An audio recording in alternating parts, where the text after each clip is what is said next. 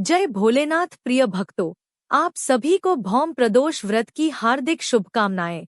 जब प्रदोष व्रत मंगलवार के दिन पड़ता है तो उसे भौम प्रदोष व्रत कहा जाता है और इस दिन भगवान शिव के साथ ही हनुमान जी का भी पूजन करने का विधान है।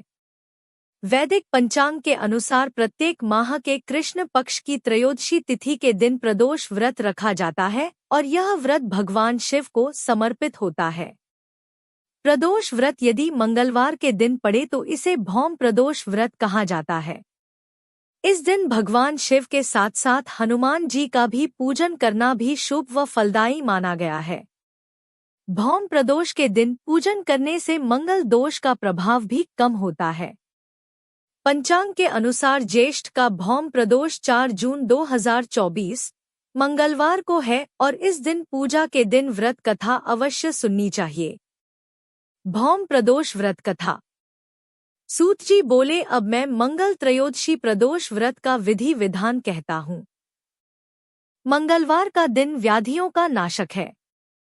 इस व्रत में एक समय व्रती को गेहूं और गुड़ का भोजन करना चाहिए। इस व्रत के करने से मनुष्य सभी पापों व रोगों से मुक्त हो जाता है, इसमें किसी प्रकार का संशय नहीं है। अब मैं आपको उस बुढ़िया की कथा सुनाता हूँ जिसने यह व्रत किया व मोक्ष को प्राप्त हुई। पौराणिक कथा के अनुसार अत्यंत प्राचीन काल की घटना है। एक नगर में एक बुढ़िया रहती थी। उसके मंगलिया नाम का एक पुत्र था। वृद्धा को हनुमान जी पर बड़ी श्रद्धा थी। वह प्रत्येक मंगलवार को हनुमान जी का व्रत रखकर यथाविधि उनका भोग लगाती थी। इसके अलावा मंगलवार को एक न तो घर लीपती थी और न ही मिट्टी खोदती थी। इसी प्रकार से व्रत रखते हुए जब उसे काफी दिन बीत गए तो हनुमान जी ने सोचा कि चलो आज इस वृद्धा की श्रद्धा की परीक्षा करें। वे साधु का वेश बनाकर उसके द्वार पर जा पहुंचे और पुकारा, है कोई हनुमान का भक्त जो हमारी इच्छा पूरी करे। वृद्धा ने यह पुकार सुनी तो बाहर आई और महाराज क्या आज्ञा है। साधु वेशधारी हनुमान जी बोले कि मैं बहुत भूखा हूँ, भोजन करूँगा, तू थोड़ी सी जमीन लीप दे। वृद्धा बड़ी दुविधा में पड़ गई। अंत में हाथ जोड़कर प्रार्थना की, है महाराज, लीपने और मिट्टी खोदने के अतिरिक्त जो काम आप कहें वह मैं करने को तैयार हूँ। साधु ने 3 बार परीक्षा करने के बाद कहा, तू अपने बेटे को बुला, मैं उसे औंधा लिटाकर उसकी पीठ पर आग जलाकर भोजन बनाऊंगा। वृद्धा ने सुना तो पैरों तले की धरती खिसक गई, मगर वह वचन हार चुकी थी। उसने मंगलिया को पुकार कर साधु महाराज के हवाले कर दिया, मगर साधु ऐसे ही मानने वाले न थे। उन्होंने वृद्धा के हाथों से ही मंगलिया को औंधा लिटाकर उसकी पीठ पर आग जलवाई। आग जलाकर दुखी मन से वृद्धा अपने घर के अंदर जा घुसी।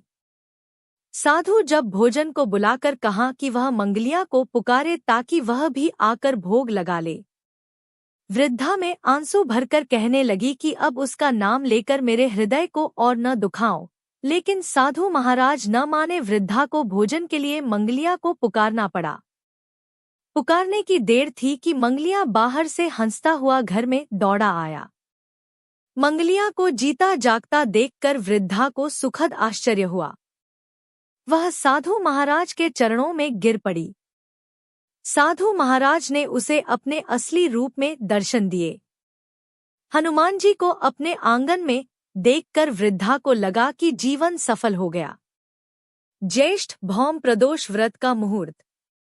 ज्येष्ठ माह के कृष्ण पक्ष की त्रयोदशी तिथि की शुरुआत 4 जून को प्रातः 12:18 पर होगी।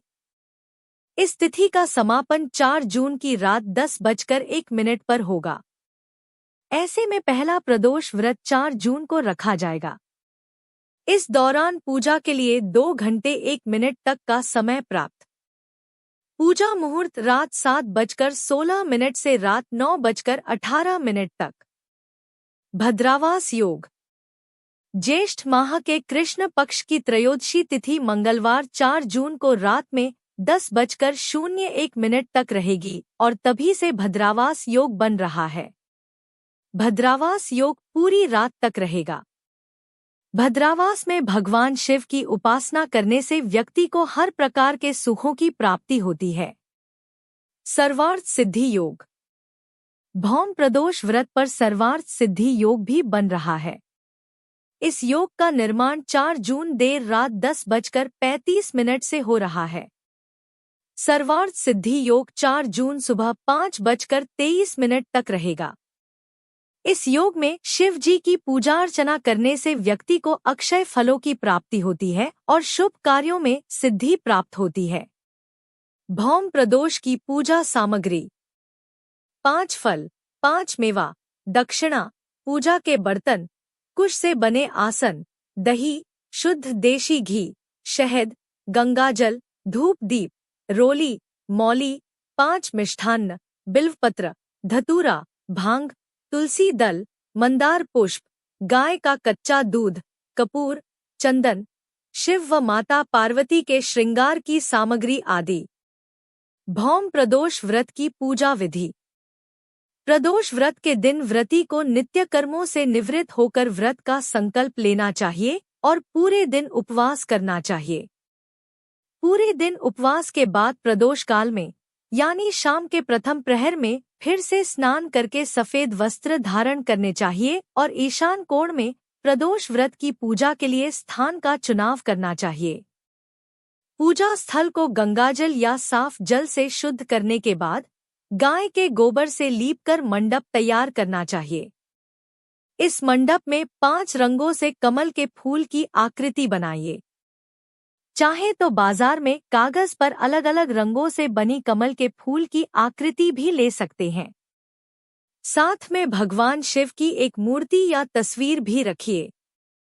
इस तरह मंडप तैयार करने के बाद पूजा की सारी सामग्री अपने पास रखकर कुश के आसन पर बैठकर उत्तर पूर्व दिशा की ओर मुख करके शिव जी की पूजा करें। पूजा के एक एक उपचार के बाद ओ नमः शिवाय मंत्र का जप करें। जैसे पुष्प अर्पित करें और ओ नमः शिवाय कहें, फल अर्पित करें और ओ नमः शिवाय जपें। प्रदोष उपवास के नियम: व्रती तामसिक चीजों का सेवन न करें। इस दिन ब्रह्मचर्य का पालन जरूर करें। भगवान शिव की पूजा विधि अनुसार करें। इस दिन दान पुण्य का विशेष महत्व है। व्रती नमक का सेवन न करें। किसी के बारे में गलत विचार मन में न लाएं। व्रत में सिर्फ फल और जल का ही सेवन करें। भौम प्रदोष व्रत के दिन जरूर करें ये खास उपाय। अगर आपकी कुंडली में शनि कमजोर है तो भौम प्रदोष व्रत के दिन स्नानाध्यान के बाद विधि विधान से भगवान शिव की पूजा करें। इस समय गंगाजल में काले तिल मिलाकर भगवान शिव का अभिषेक करें। पूजा के समय महामृत्युंजय मंत्र का जप, शिव चालीसा और शिव तांडव स्तोत्र का पाठ करें। इस उपाय को करने से शिवजी प्रसन्न होते हैं। उनकी कृपा से साधक को शनि बाधा से मुक्ति मिलती है।